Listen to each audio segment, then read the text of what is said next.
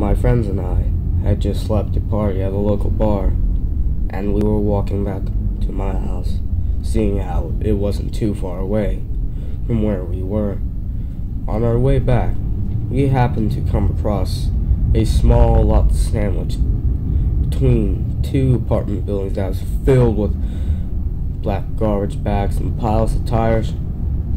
Rich proposed going in, and after a few minutes of consideration, Dennis and I agreed. Obviously, there's nothing special or fun about a rotten-smelling junkyard, but we were a bit drunk, so the idea seemed great at the time. We decided to play a game called King of the Hill on the fort of tires that stood before us. Basically, we were just pushing each other off the top. After a while of climbing and falling down a pile of tires in an idiotic attempt of having fun, we took a break by sitting against one of the dumpsters that stood near the entrance. As I tried to get a hold of my breath, I gazed down a small dump and noticed there was something I failed to spot out before. There was a white grocery bag hanging from the fence in the back corner of the junkyard. I figured that someone tried to throw it over, but it got caught on the fence on its way down. The bag seemed to be filled with something. It had blocky edges poking out from all sides. I knew something as plain as a grocery bag isn't much, but it still intrigued me. "Hey," I said as I nudged Rich, who happened to be sitting next to me. "Look over there."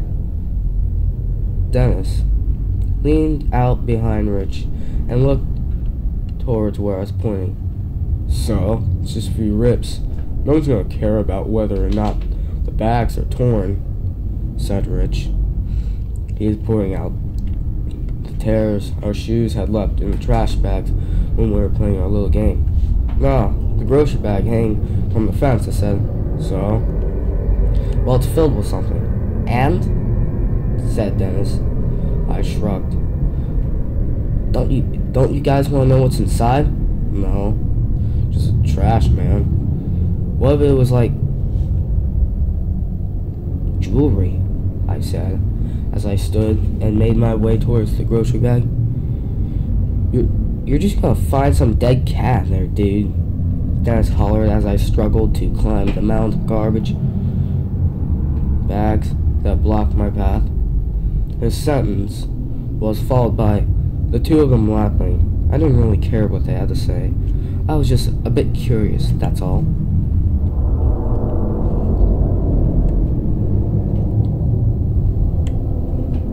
Once I made it to the other side, I reached for the grocery bag and I grabbed it. Inside of it was a whole bunch of cassette tapes and an old Walkman. "No way, you guys gotta see this," I called to my friends. "Did you find the leprechaun's gold?" Rich mocked. "Hold on, I'm coming." Hastily, I climbed a pile of trash and walked back to where they were sitting. "Look at this." I held the bag open, letting Rich and Dennis view its contents. I pulled out a tape and read its label. "Journal entry 1. I pulled out another. "Entry 3. I read. "No way, it's someone's diary," said Dennis. "I wonder why they threw it away." "Probably because they realized how stupid they were for keeping a diary," said Rich. "Whatever." I dropped the bag on the ground. "It's 1 in the morning. We should be heading back." Whoa, said Dennis as he snatched the bag from the pavement. "What the hell are you doing, man? Don't you guys want to listen to these?" "Well, could be a bit funny," said Rich.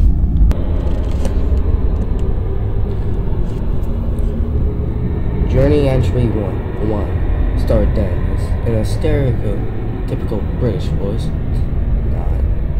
I walked my dog, Bon Bon, today at the park. and came across a rather odd squirrel. I laughed. Dennis, you're such an ass. Fine, let's take them with us. We left the junkyard and continued to walk down the street towards my house. I remember how excited I was to listen to these tapes. Stupid, I know, but the thought of listening to someone's personal life sounded interesting to me. Once we arrived at my house, I unlocked the door and immediately walked towards the dining room. Dennis set the bag down in the center of the table and pulled out the Walkman as three of us grabbed ourselves a seat. Eager to hear what it had to say, I seized the first tape, put it in, and pressed play.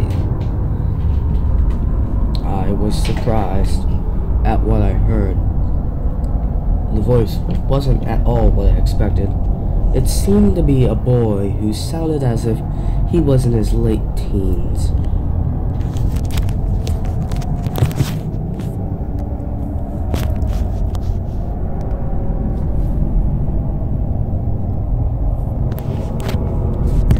Hey, my name's Chris. I'm a junior in high school. I don't have many friends. Actually, I have none. I guess it's just because, well, people don't like me. Maybe because I'm too weird. I'm not weird, am I? Anyways, that's not why I'm here. It's actually because my uncle gave me this Walkman and a few tapes. He said that the Walkman used to be his, and that he didn't have the heart to throw it away because he used it so much as a kid. So he made it my birthday present. Well, I didn't have the heart to let catch dust in the corner, so here I am, using it. Maybe it'll come handy one day. I don't really know.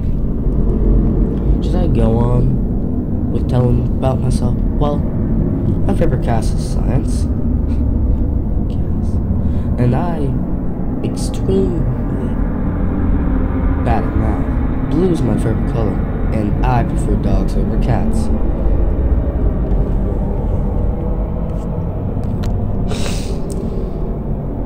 A door slammed in the background, causing all of us to jump.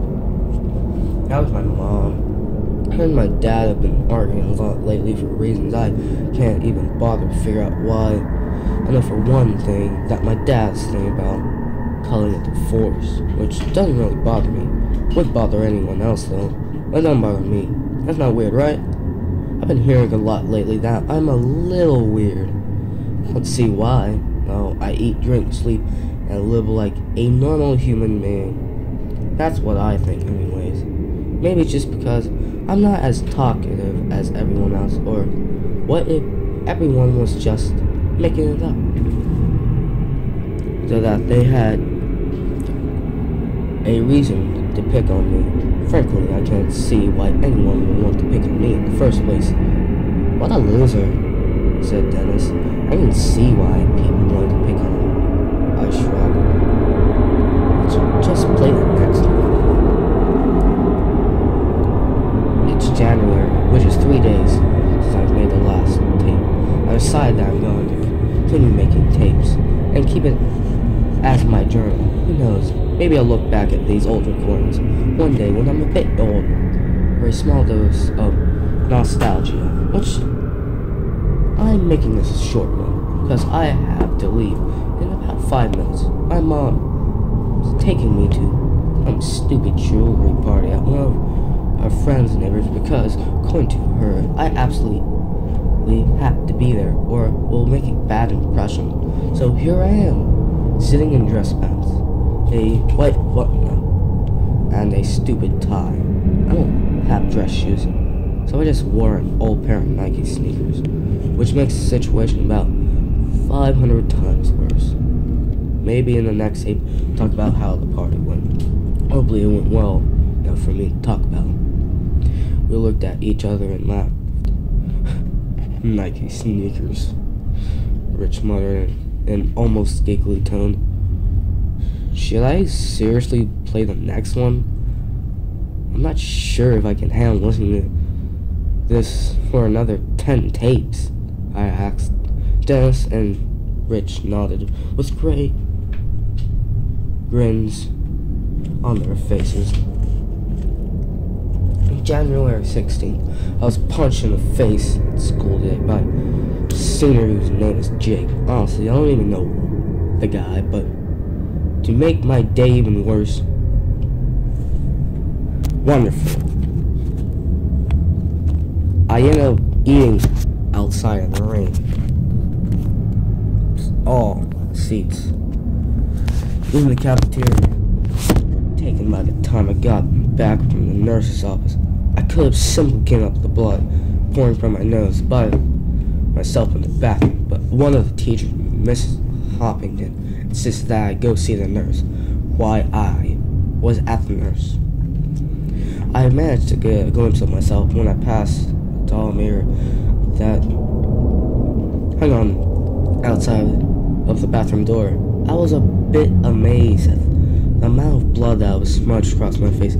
Actually, it's kind of cool. I felt a small amount of pride when I got a good look at my face, because I never actually spilled that much blood in my life before. Jack got suspended, by the way, for a week to be exact. I think he should be expelled, so I don't have to see him again. Oh yeah, and by the way, jewelry party went well. No one knows my Nike sneakers, and the food was magnificent.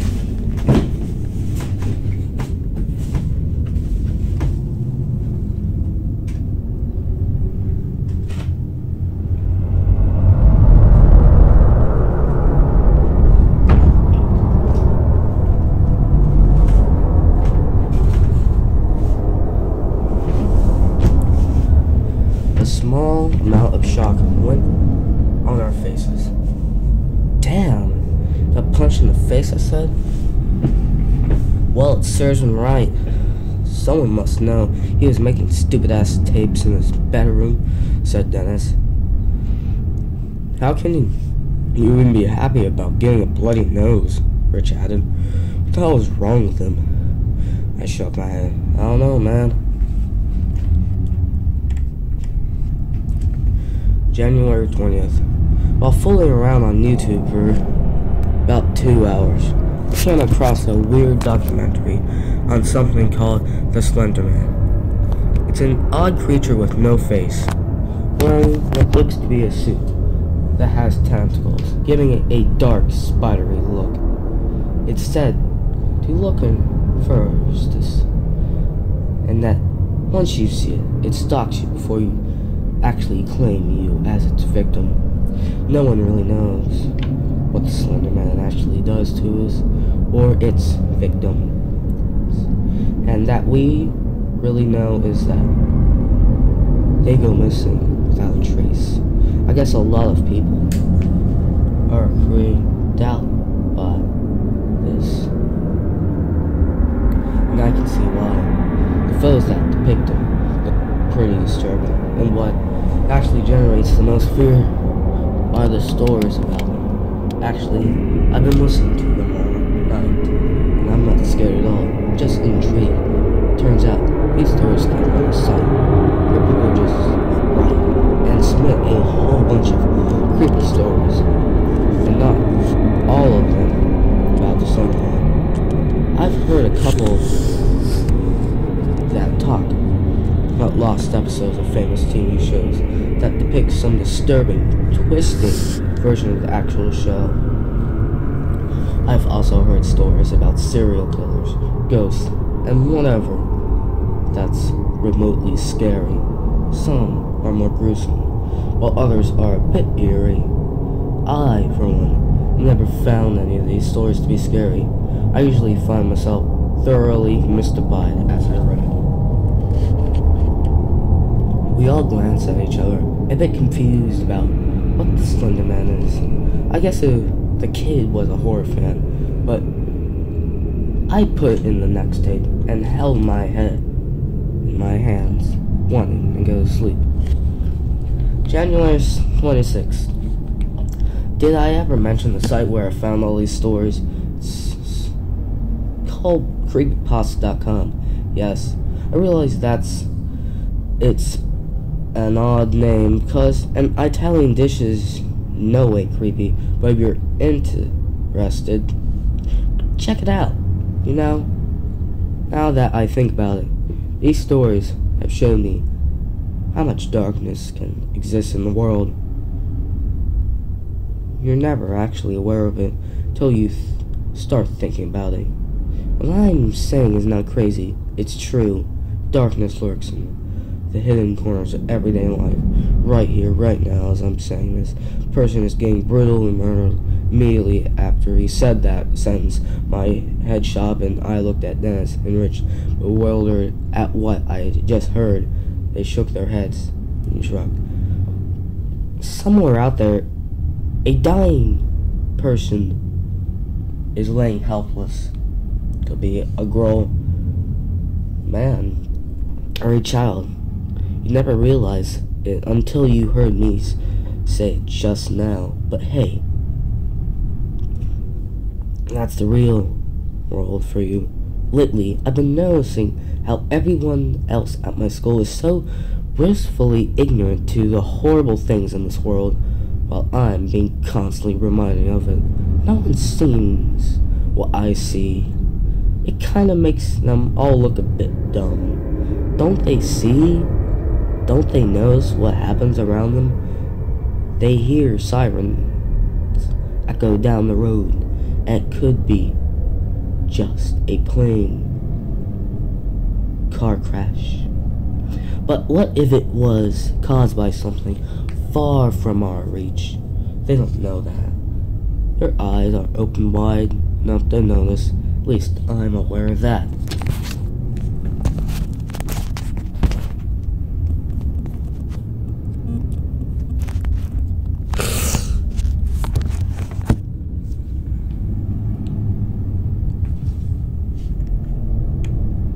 February 2nd. Have you ever noticed how much death is involved in an average creepypasta?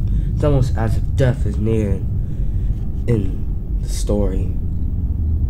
You know, ever since I started reading these stories, I've become pretty comfortable with the thought of dying. Sometimes I laugh.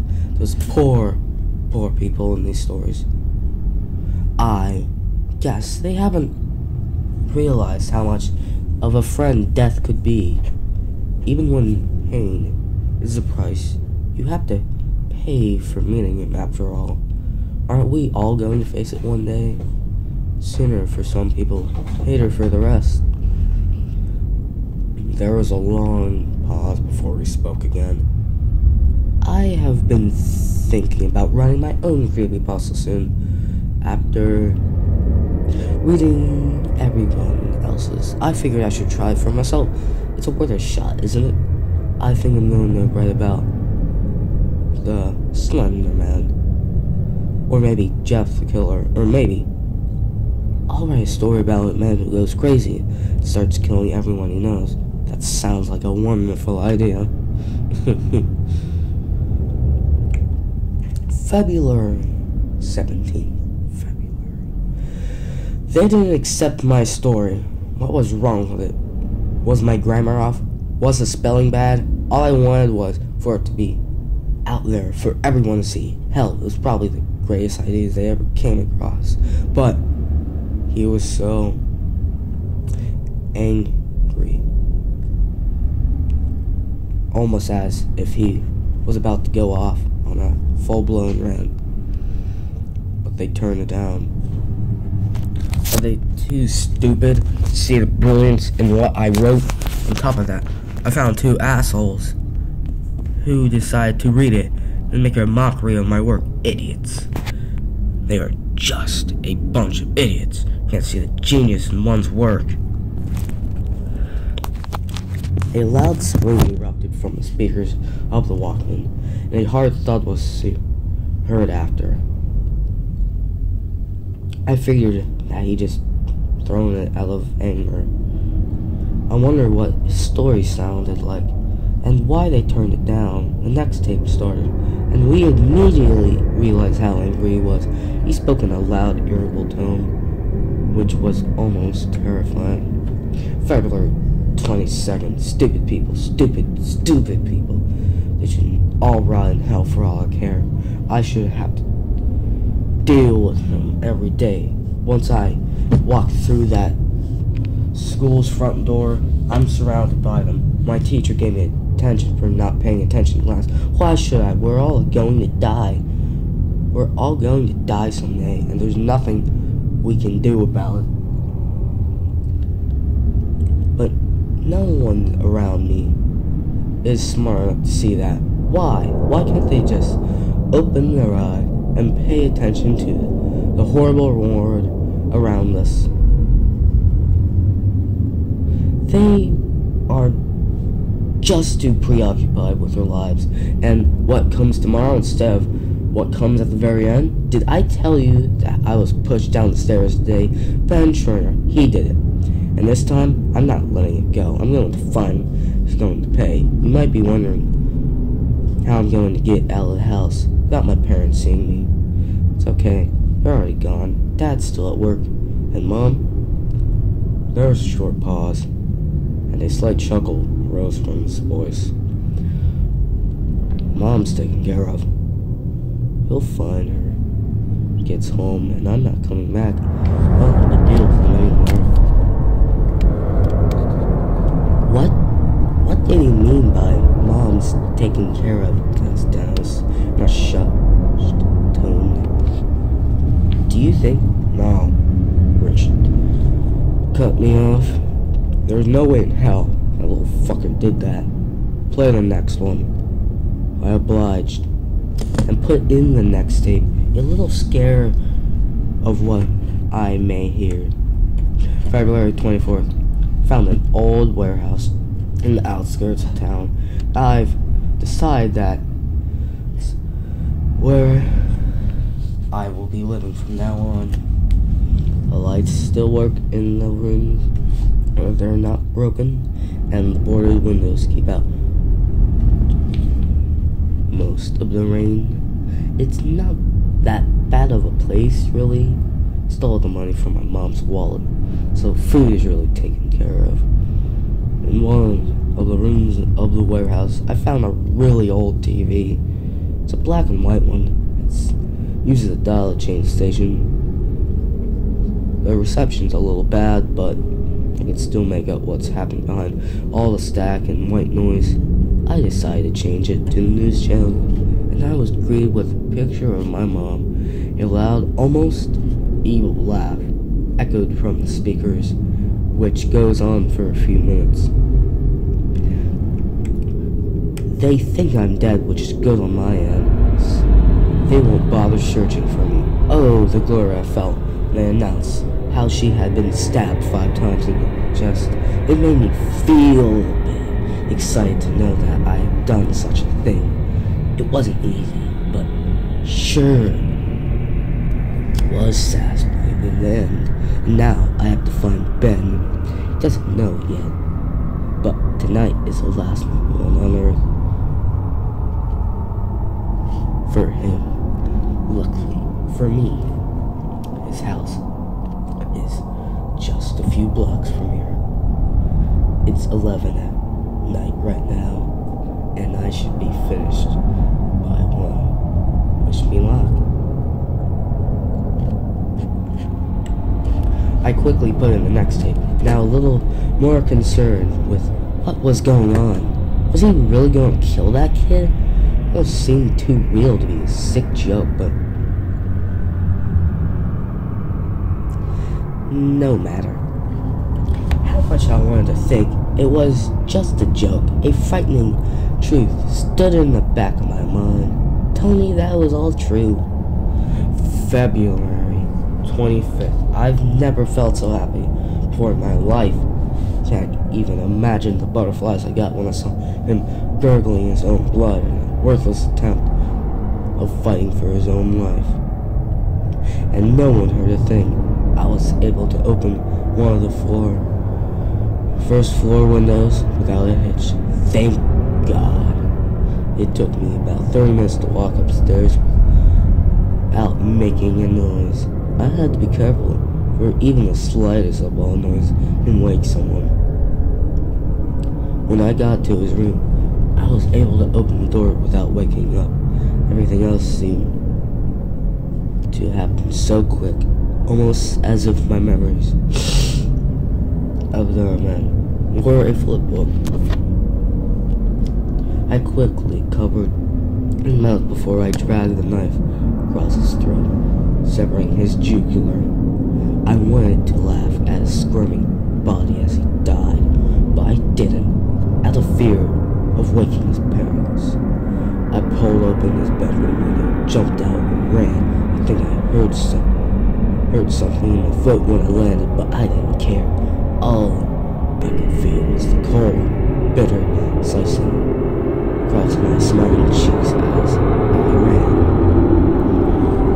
I'm back at the warehouse now, and it's 1:45 in the morning. I have the TV switched to the news, hoping to hear about my newest accomplishment.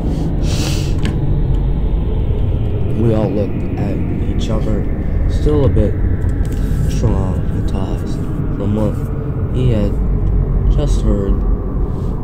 An uneasy atmosphere hung in the room. He killed him, and no matter how much we didn't want to believe it, we knew it was true. I hesitantly put the next tape in the socket and pressed play. Immediately, a loud, abrupt, white noise blasted from the speakers, making us all almost fall out our seats, even though that would be something we'd end up laughing about. No one broke a smirk. I grabbed the next tape and put it in, turning down the volume before I pressed play, fearing that there would be more static. Heard a faint voice signaling me to turn the volume back up. This time, the kid's voice sounded a bit huskier, pointing out it has been a year or two since his last tape. January 17th. It's been a while since I made one of these. Well, a few weeks ago, I was kicked out of the warehouse. I had to move my little cushion since the police were planning to investigate the area on account of the recent murders. He started to laugh again. The sound of it was almost sickening and added a sense of dread to the atmosphere. Seven people have died since I made my last tape, and each murder has become more gruesome and disturbing as the last person's eyes were gorged out and their wrists broken. There was no rhyme or reason to why I did it. I just simply did it because I had to. It's not enough. I need to kill. It's the thing I find the most in pleasure. It's even more fun to hear it announced to the public. Anyway, the police are investigating the area to find the body of another one of my victims. They suspected that it was the same killer as the last dozen, and they weren't wrong, so I moved my location. I walked for quite a long time through the woods that bothered me to the southern part of my town before I managed to enter the next town and take refuge there. It's almost like those stories I took so much interest in. No, it's exactly like those stories. What a dream to actually be part of my own creepypasta. Oh, if only the rest of the world could hear about it. The next tape was the strangest and the most horrifying. That night, when I pressed play, we all could hear the static.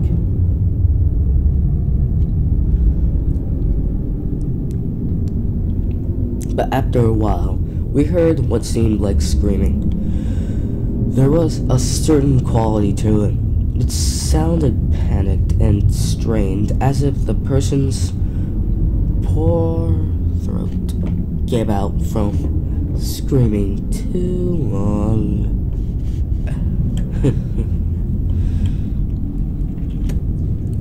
January 2nd. You hear? I know you do. That's one of my newest ideas. It makes me smile. Seeing him beg and scream for help. Knowing at this point, nothing can save him. Why don't you give us hope, my dear friend? You see, death is inevitable for you. There's no escaping it now, but hey, you shouldn't have been walking around town so like, you know, if there are terrorists hiding in the corner every night and you should avoid them, then you came across me. He started to laugh again. The sound of it made me want to throw the Walkman at the wall, hoping to stop the evil laugh, but I knew I had to keep listening.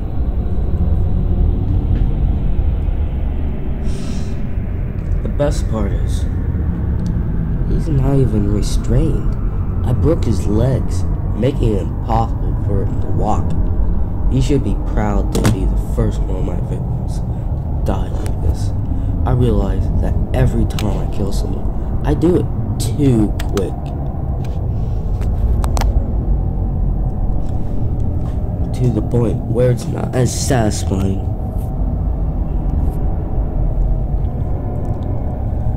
As I hope it would be, but by bringing him here, I'm able to see him struggle for his own life before it actually ends. Small bursts of static were heard, but even through all of that we could hear from what was going on. We heard heavy, slow footsteps that faded away as the distance between the Walkman and Creeps grew. The screaming became louder, more struggle. The sound of it alone made me want to puke. The screaming was then replaced with a horrible gurgling noise. Even though its blood filled through it, you could still hear him scream, begging for his life. I heard the familiar click and felt a bit relieved, but that quickly went away as I realized there was one more tape left.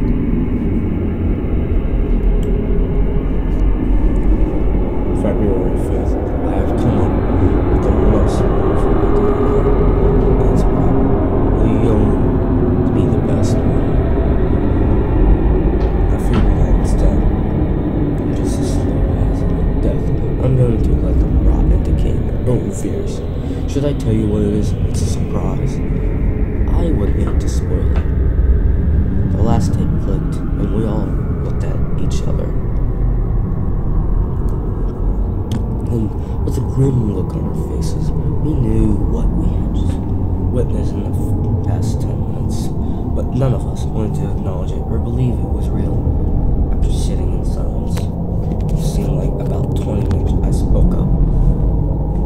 What do you think the surprise is? Rich abruptly sat up and pushed his chair in. I don't know, man. I don't want to find out. His voice had an uneasy feeling to it. It almost sounded as if he were a bit frustrated. I'm leaving. I don't want to take part of this anymore. I stopped him. Wait, you can't go. What are we gonna do with the tapes? Fucking burn them. Get rid of them. Pretend it didn't happen. I'm leaving, said Rich. Dude, calm down. We have to find this shit out. We have to know who he is. He could still be out there, I said. Dennis cut in. We should hand them over to the police. Maybe they could do something. Really? And you know what else police would do? We give them these to them? Fucking nothing. We gotta figure this out on our own. Oh yeah? Started Dennis. You wanna solve this big mystery? I know you want to know who he is, but you shouldn't try messing with something that could kill you. Sure, he might kill me, but he also might kill a shitload of other people. You have to figure out where this fucker is. You're not some kind of hero, Jake. I wouldn't bother messing with it, said Rich. I'm not trying to be a hero.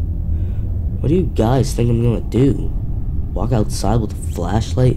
Call his name like a lost dog? All I want to do is do some research. That's all. He stood in an uneasy silence for a moment. Why were those tapes hanging out on the fence in the first place? Asked Dennis. He was right. Why were they hanging on the fence? Do you think someone had already found them and was trying to get rid of them? I asked. Look, guys, it's like 3 in the morning. We're all a bit tired and we're all a bit confused. So, trying to figure this out now would be useless. Dennis and I looked at each other and nodded a bit sheepishly, realizing how true his statement was. Rich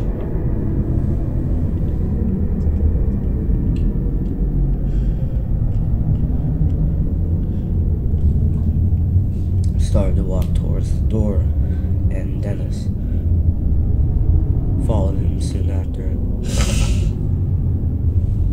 I'll catch up with you later, Jake, said Rich. As he opened the door, making his way out, Dennis waved goodbye at me and shut the door behind him. The sound of the door clicking shut gave me a sense of finality. And the silence that followed afterwards almost was sickening. I walked into the living room, turned on my TV, hoping to uplift the heavy atmosphere with the tapes have caused. I grabbed my laptop, sat on the couch, turned it on. While I was starting it up, I looked into the dining room where the cassette tapes and the Walkman that still sat on the table until I heard the Windows 7 startup sound call for my attention. I immediately opened up Google and searched for murders and deaths in this area. But nothing came close to what Chris had described. I tried looking for the school he went to, hoping it would get some clues, but that didn't work either. I sat for a second, staring at the Google search bar until I came across an idea. I clicked on the URL box and typed in www.creepypasta.com. A creepy site with a black background and white text came up with the simple heading CreepyPasta.com. I scrolled through the page and read some stories and announcements. This is what he was obsessed over? Muttered to myself. Sure, some of these stories are kinda scary, but it certainly wasn't anything that can drive someone to kill. How long has the site even been up? Didn't seem that old. This was probably around since my senior year. I shut down the laptop and turned off the TV. After I got up, I walked into the dining room, shoved all the tape back into the bag, decided that I would hand the tapes over to the authorities the next morning. I barely went to sleep that night because I was so shooken up over what I had witnessed earlier, and I laid in bed. It almost seemed as if there was a presence, like someone besides myself was there. I quickly shrugged it off as my paranoid mind causing me to feel things that weren't even there, and fell asleep soon after. When I woke, it was around 12 in the afternoon. I had slept late, which isn't surprising, considering I was up at around 5. I didn't even bother to eat or brush my teeth after I got up. I just got dressed, grabbed the tapes, and got in the car. The tapes and the Walkman were sitting in the passenger seat. They seemed to emit some easy feeling through the ride, which only made me more eager to get rid of them.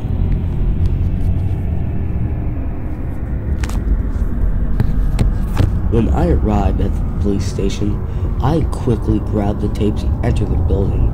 I didn't even bother to turn the car off. The building's lobby was vacant, and the only person who was there was the cop sitting at the desk, slipping coffee and filling out paperwork. I dropped the bag on the counter, causing the man to look up from his work. "Can I help you?" he said in a somewhat irritable tone. I think can solve a few disappearances." He raised an eyebrow at me, glanced towards the filled grocery bag that silenced us. "Those?" I nodded. He sighed, grabbed the bag, and put it on the floor next to him. "Alright, I'll present it to the authorities when I can." "Aren't you the authorities?" I asked, a bit frustrated at how little he was concerned. "Listen, I only hand out speed tickets and search for lost parents at the mall. But right now, I'm doing this here paperwork, and when I get the chance, I'll hand them over to the authorities." I nodded with some disappointment and left, relieved that I didn't have to be close to those tapes anymore. Once I got home, I grabbed my mail, and opened the front door. As I made my way into the living room, I tossed a stack of bills onto the table. I was surprised to hear something hard in the wooden surface.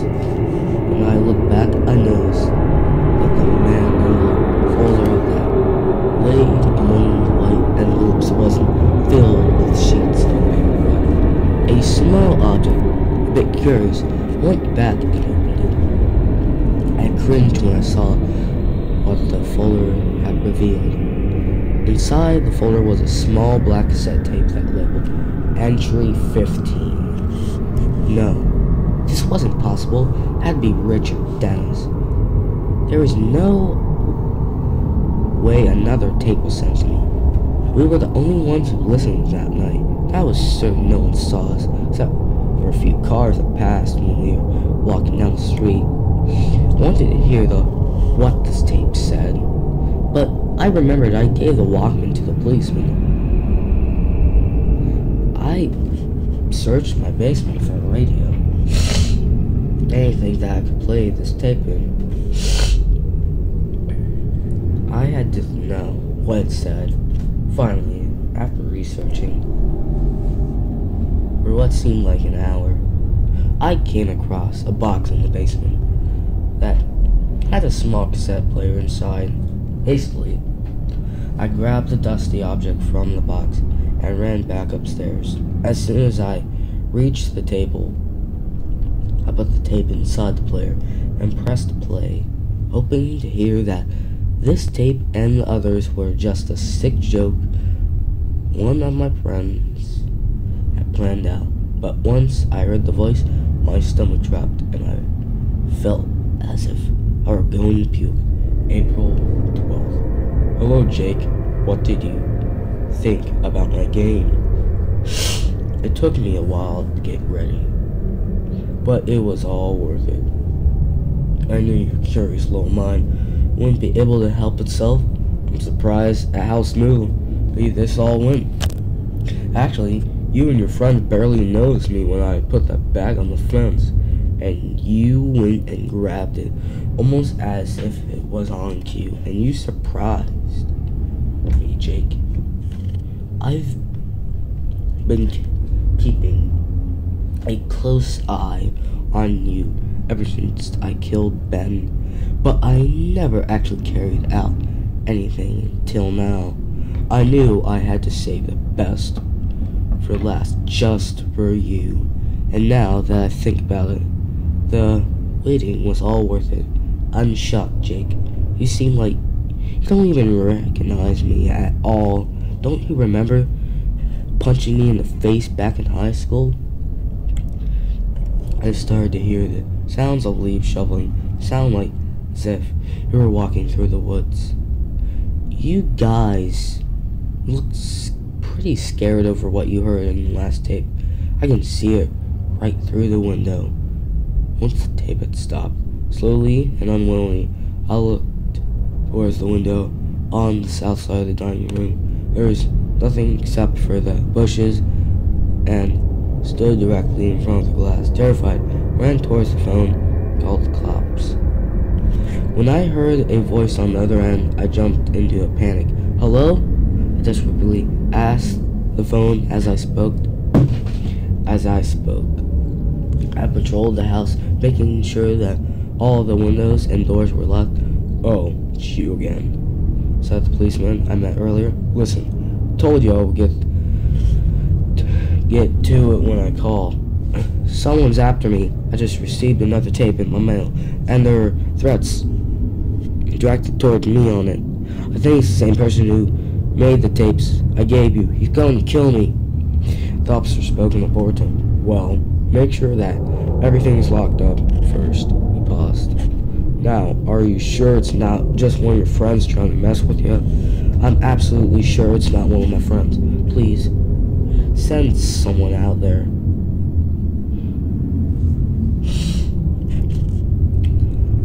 I pleaded. Sorry, but all you can do, for now, is make sure that no one can get in. Just go up to your room and quietly read a book or something. Slam the phone back on the hook. If you're not listening to me, grab my laptop, headed up to my room. I didn't know this before, but I was Jake Chris had mentioned in one of his tapes, and now he was back to get me. And like how he had killed Ben, I shut my door behind me and locked it, hoping it would serve as an extra layer of defense. I decided that I would document what happened to me and submit it to CreepyPasta so that it would serve as a warning to everyone out there. And that's how I got to here, typing desperately on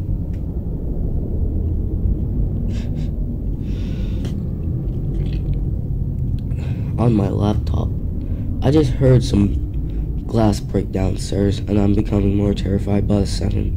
I'm going to try to finish this up as best as I can. Please, for everybody's sakes, if you happen to have a thing for scary stories, don't get too obsessed, or you may turn to what you originally feared. If not, then watch out for those who are vulnerable, becoming the monster that Chris is. Chris, I honestly hope you're happy. You have your own creepypasta, and you live in what you admire so much. You were right. The darkness in a simple, scary story is more real than I thought. 2 to the 1, from the 1 to the 3. I like good pussy and I like good trees. Smoke so much weed you wouldn't believe, and I get more ass than a toilet seat. 3 to the 1, from the 1 to the 3. I met a bad bitch last night in the D. Let me tell you how I made her leave with me. Conversation and Hennessy. I've been to the motherfucking mountaintop. Heard motherfuckers talk, seen them drop. If I ain't got a weapon, I'ma pick up a rock. And when I bust your ass, I'm gonna continue to rock. Get your ass on the wall with your 2 left feet. It's real easy, just follow the beat. Don't let that fine girl pass you by. Look real close, cause strobe lights. We about to have a party. Let's get it started. I'm looking for a girl with a body and a sexy strut.